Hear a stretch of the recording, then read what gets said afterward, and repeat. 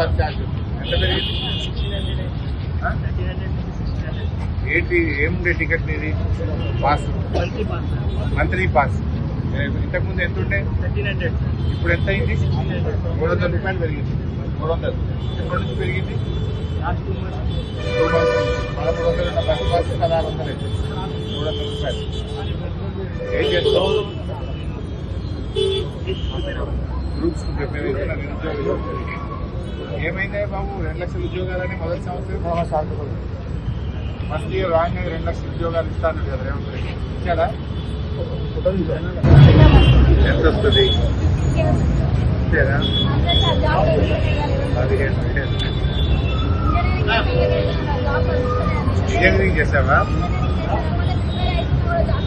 వాడు అన్నాడు కదా మొదటి సంవత్సరం 2 లక్షల ఉద్యోగాలు ఇస్తా అన్నాడు.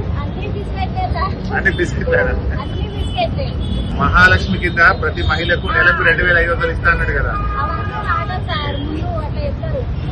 లేదు అంతేనా? సో మేడిపండు మంచి పేరు తెచ్చినావు కదా.